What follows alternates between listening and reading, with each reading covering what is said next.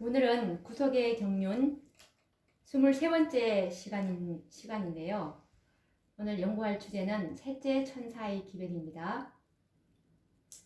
셋째 천사의 기별 속에 있는 이 라오디게아 시대의 남은 무리에 대해서 오늘 연구를 해보도록 하겠습니다.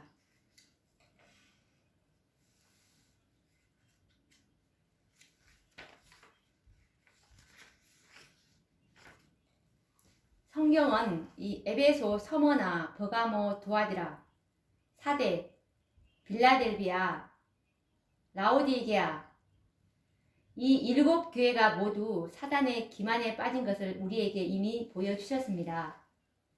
마지막 교회인 이 라오디게아 교회 역시도 사단의 온건 정책에 의해서 차지도 아니하고 더웁지도 아니한 교회가 되고 말았습니다.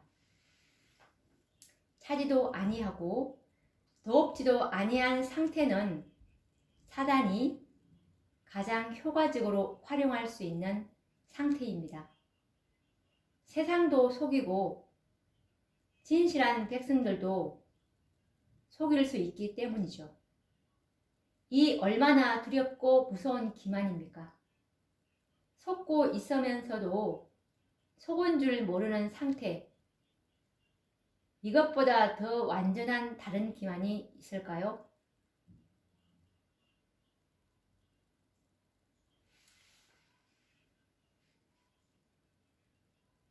화이트 선지자께서는 하나님의 백성들이 이런 슬픈 기만에 처해 있다고 말씀하고 계십니다.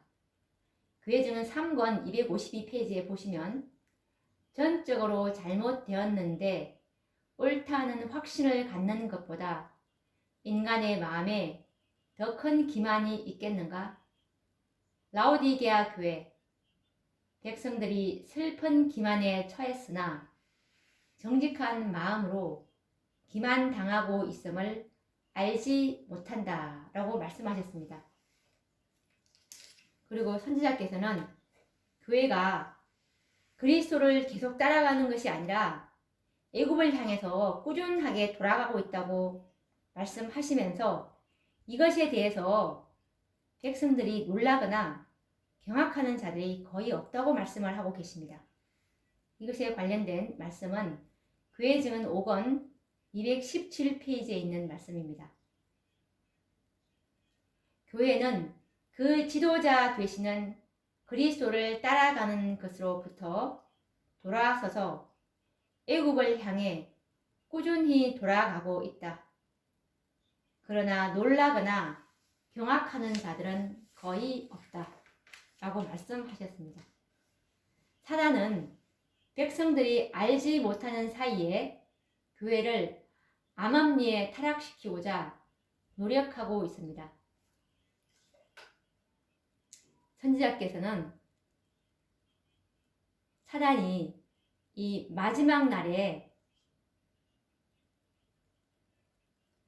어둠과 오류와 이단과 미혹으로 우리 주 예수 그리스도의 교회라고 자처하는 교회들을 암암리에 시키게 될 것이고, 그리고 정말 광선이 통과할 수 없는 총담같이 캄캄한 지경으로 만들어 버릴 것이라고 그렇게 말씀을 하고 계십니다. 이것은 실물교훈 414페이지에 있는 말씀인데요. 그의 활동은, 여기서 그는 사단입니다. 그의 활동은 마지막 날에 급속도로 증가하는 어둠과 오류와 이단과 미혹으로 명백해지고 있다. 사단은 단지 세상을 사로잡을 뿐만 아니라 그의 속임수로 우리 주 예수 그리스도의 교회라고 자처하는 교회들을 암암리에 부패시키고 있다. 큰 배도는 점점 격화되어 광선이 통과할 수 없는 총담같이 캄캄한 지경에 이르게 될 것이다. 라고 말씀하고 계십니다. 이 얼마나 두려운 말씀입니까? 하나님의 교회를 광선이 통과할 수 없는 총담같이 캄캄한 지경으로 만들어 버릴 것을 예언하셨습니다. 어떤 방법으로 그렇게 사단이 그렇게 할 것인지는 우리가 앞에서 배웠다시피 교회를 뜨뜻미지근하게 만들어 버림으로써 이렇게 캄캄한 지경으로 만들어 버리게 될 것이라고 말씀하고 계십니다. 그러므로 전혀 백성들이 깨닫지 못하는 사이에 암암리에 부패하기 때문에 전혀 눈치채지 못했다는 말씀입니다. 이와 같은 이 완전한 기만은 차가운 방법으로서는 불가능한 것입니다. 이 유대교회에서 보여졌던 똑같은 불순종과 실패가 이 말세의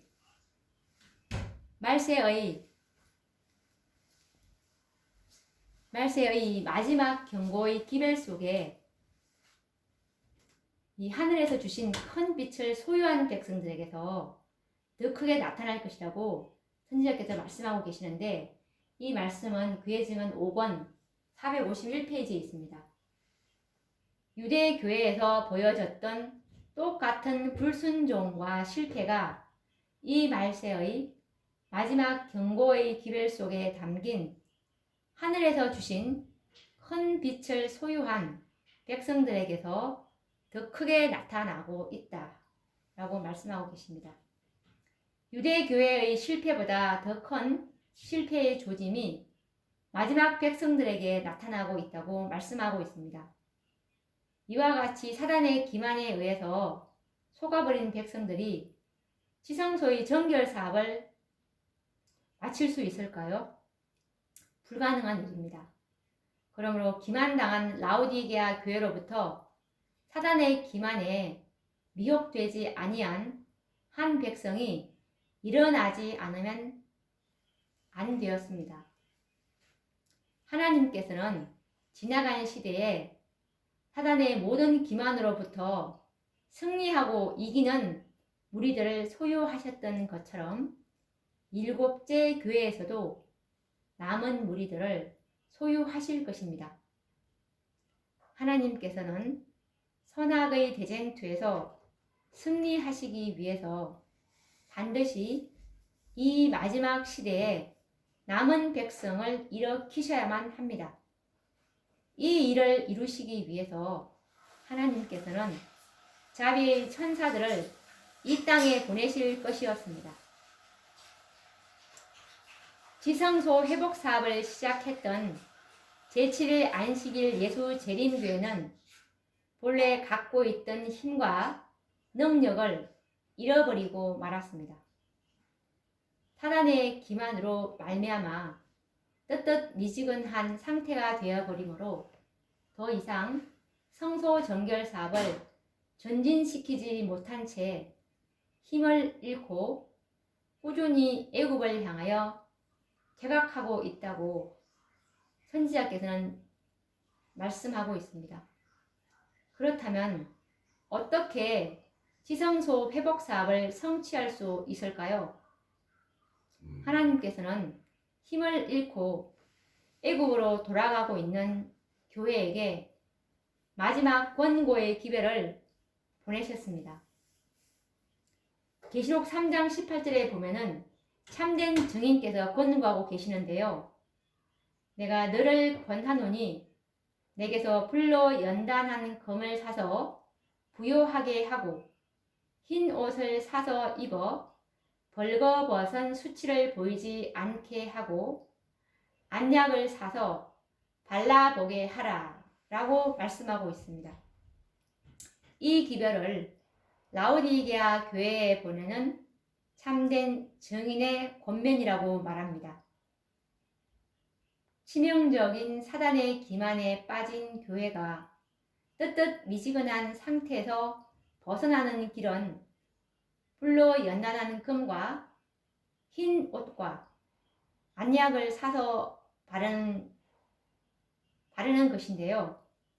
교회가 이 기별을 받아들였다면 사단의 무서운 기만으로부터 벗어날 수가 있었습니다. 그러나 교회는 이 기회를 거절하고 말았습니다. 1888년 와그너와 존서 형제를 통해서 교회에 전해진 기별은 바로 라오디게아 교회에 보낸 참된 증인의 권면이었습니다. 1888년에 하나님께서는 라오디게아 교회의 운명이 달린 엄숙한 기별을 보내셨습니다. 그런데 기별이 주어졌을 때 그 반응은 매우 부정적이었습니다.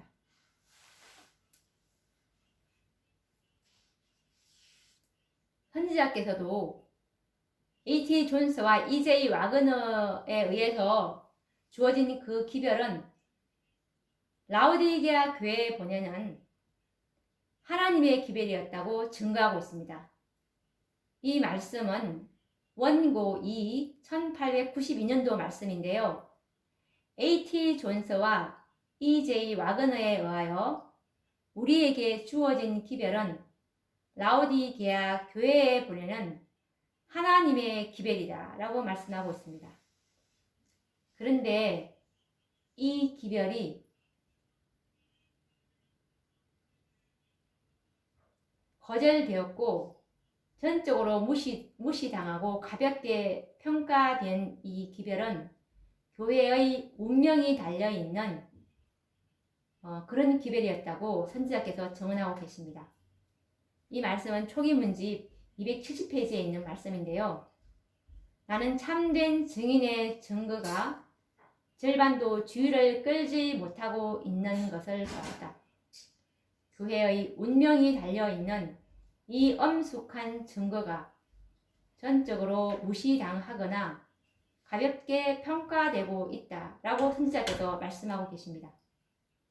슬프게도 교회는 이 자비의 기별의 중요성을 이해하지 못하였으므로 그 기별을 거절하고 말았습니다. 교회는 라오디게아 교회에 보내는 이 기별, 1888년 기별이죠. 이 기별에 교회의 운명이 달려 있었다는 사실을 전혀 깨닫지 못했습니다. 그 결과는 바로 내가 문 밖에 서서 두드리노니 라고 교회 안에 계셔야 할 주님께서는 이제 교회 문 밖에 서 계시는 신세가 되신 것입니다. 교회의 주인은 분명 그리스도이십니다. 그러나 주인이 종들에 의해서 쫓겨나신 것입니다. 이 얼마나 무서운 사단의 기만입니까? 그래서 선지자께서는 교회가 제7일 안식일 예수 재림교회가 라오디게아 상태에 있기 때문에 하나님의 임재가 그곳에 이제 더 이상 있지 않다고 말씀하고 계십니다. 이것은 노트북 리플렛 3페이지에 이 말씀이 있는데요. 교회가 라오디게아 상태에 있기 때문에 하나님의 임재하심이 그 가운데 계시지 아니하다 라고 말씀하고 있습니다.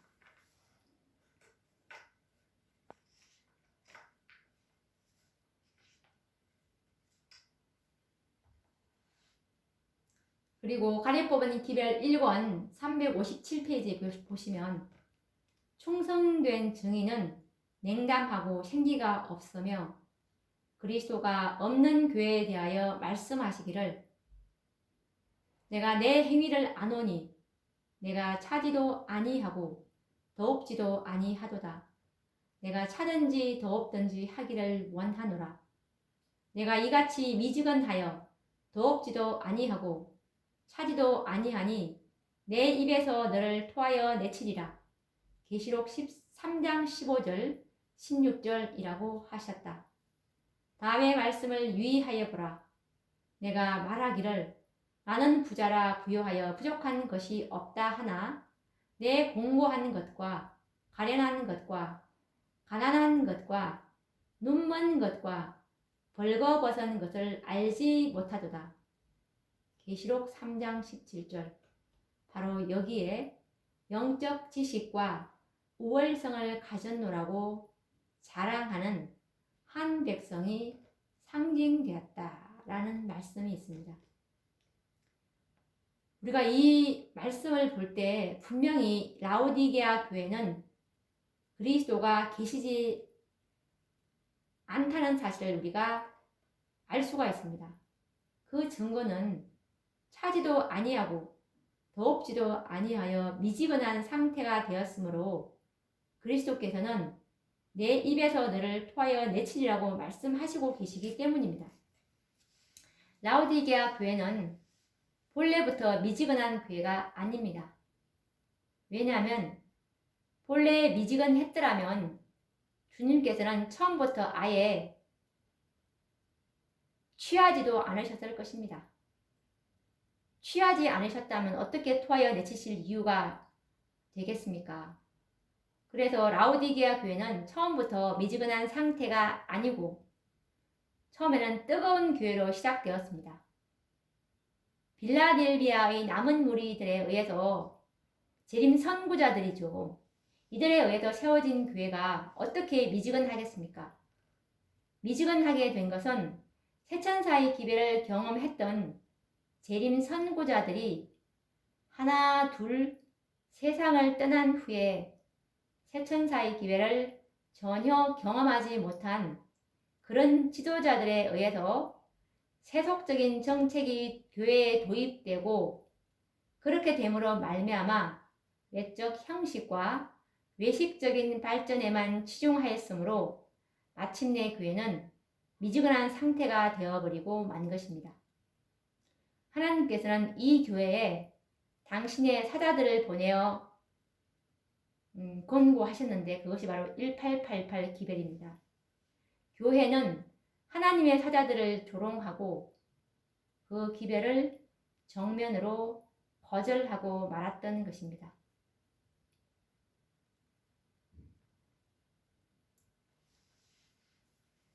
이 말씀을 화이트 선지자께서는 대총회 회보 1892년 5월 9일자 말씀에 호주의 멜버른에서 기록을 하셨는데요.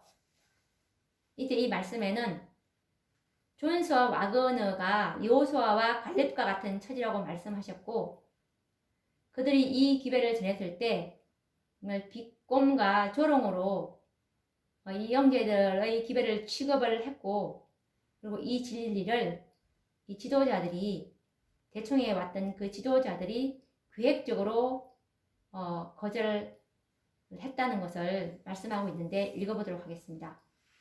나는 존스와 와그너가 여호수아와 갈렙과 같은 처지에 있음을 보았다. 이스라엘 자손들이 기록된 말씀대로 돌로 그 정탐꾼들에게 돌질했던 것처럼 그대들은 비꼼과 조롱의 돌로 이들 형제들에게 돌을 던졌다. 나는 그대들이 알고 있다고 하는 진리를 계획적으로 거절하였음을 보았는데 이는 그대들의 존엄성에 너무 굴욕적인 것이었기 때문이다 라고 말씀하고 계십니다. 하나님의 기별자들을 향해서 돌을 던지는 자들에게 당신의 거룩한 사업을 맡기시겠습니까? 고대 이스라엘 백성들이 가데스 바네아에서 가나안을 정탐하고 돌아왔을 때 백성들이 거짓으로 보고한 정탐꾼들과 연합해서 믿음에 충성된 보고를 했던 갈렙과 여호수아에게 돌질한 그들에게 하나님께서는 과연 사업을 맡기겠습니까? 결코 그럴 수가 없습니다. 결코 아니죠. 그들 중 단 한 사람도 그 사업을 성취하도록 허락되지 않았습니다. 각 시대마다 교회가 사단의 기만에 의해서 위기를 맞을 때마다 하나님께서는 남은 소수의 무리들에게 사업을 위탁해 오셨습니다. 이제 마지막 7째 라오디게아 교회도 하늘에서 온 기별을 거절함으로 미지근하여 명목상의 교회로 전락하고 말았습니다. 그러나 하나님께서는 다시 충실한 소수의 남은 무리를 취하셔서 그들로 이 시대의 거룩한 사업인 성소의 정결 사업을 마치는 데 사용하실 것입니다. 이 남은 무리와 사단과의 최후의 싸움을 통해서 선악의 대쟁투는 그리스도의 승리로 종결될 것입니다.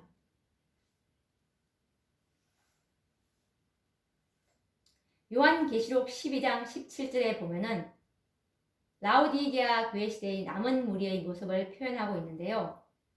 용이 여자에게 분노하여 돌아가서 그 여자의 남은 자손, 곧 하나님의 계명을 지키며 예수의 증거를 가진 자들로 더불어 싸우려고 바다 모래 위에 섰더라.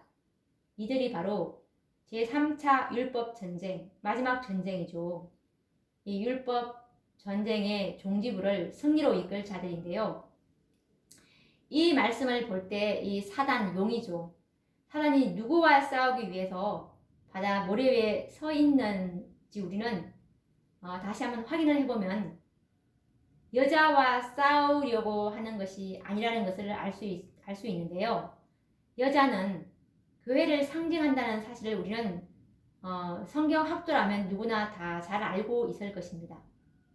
사단은 교회와 싸우려고 기다리고 있는 것이 아닙니다. 왜냐하면 교회는 이미 미지근한 상태로 되어버렸고 자신의 유용한 도구가 되어 있기 때문입니다. 그러므로 사단은 미지근한 명목상의 교회가 아닌 여자의 남은 자손, 곧 남은 무리와 싸우려고 하는 것이죠. 라오디게아 교회가 아니라는 뜻입니다. 여자와 이 사단과 싸울 상대는 여자인 라오디게아 교회가 아니라는 사실을 우리는 알 수가 있습니다. 이 남은 그 여자의 남은 자손, 이 남은 무리와의 싸움은 아직 미래에 있을 전쟁인데요. 요한계시록 12장 17절 말씀을 보시면 싸우려고 바다 모래 위에 섰더라 라는 말씀이 있습니다. 하나님께서는 이 남은 무리와 사단과의 일전을 통해서 선악의 대쟁투에 막을 내리시려고 계획하신 것입니다. 선악의 대쟁투는 하늘에서 1차 전쟁이 있었는데 이 전쟁은 그리스도와 사단 사이의 전쟁이었고, 그리고 2000년 전에 이 땅에서 이제 2차 전쟁은 그리스도와 사단 사이에 전쟁이 있었습니다. 물론 그리스도가 다 승리를 했죠. 이제 남은 무리와 사단과의 전쟁인 3차 대전쟁이 기다리고 있습니다. 이 전쟁을 성경에는 아마겟돈 전쟁이라고 말합니다. 이 전쟁이 선악의 대쟁투의 종결을 가져올 것입니다. 그리스도를 대신해서 용과 싸우는 남은 교회는 어떤 교단이나 명목상의 교회가 아닙니다. 이 마지막 이 여자의 남은 자손은 셋째 천사의 기별로 말미암아 준비된 14만 4천인들임을 우리는 알게 됩니다.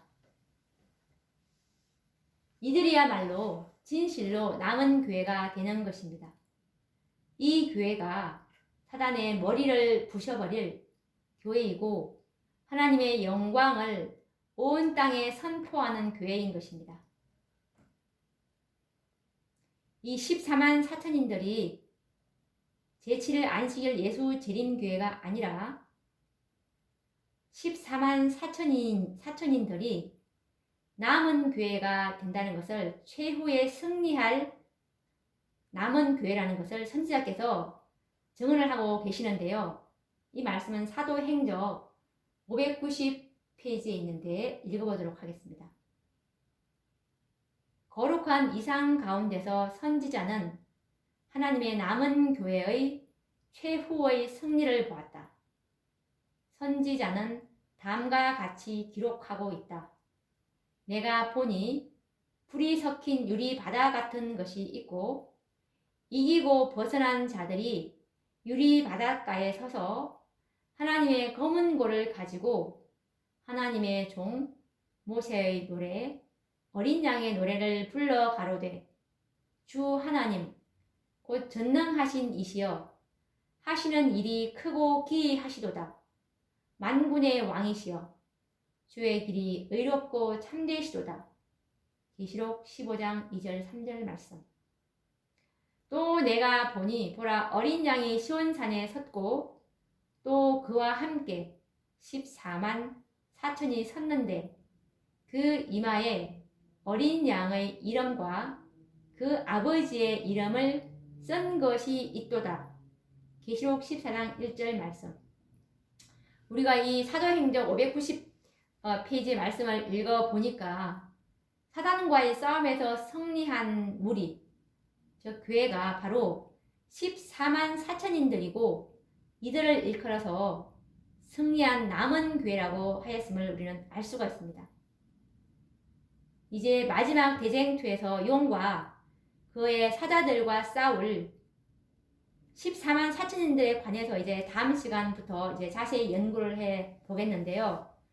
정말 성경과 증언의 말씀으로 이 말씀을 확정해 보도록 하겠습니다. 14만 4천인들이 왜 하나님의 마지막 승리한 교회가 되어야 하는지, 그리고 이 수요는 이 14만 4천인들은 반드시 수요가 헤아려져야 되는 그 수요라는 것을 우리가 말씀을 통해서 이제 다음 시간부터 차근차근 요즘에 문제가 되고 있는 이 14만 4천인들에 대해서 좀 더 우리가 깊은 연구를 해보도록 하겠습니다. 그러면 다음 시간에 또 뵙도록 하겠습니다. 감사합니다.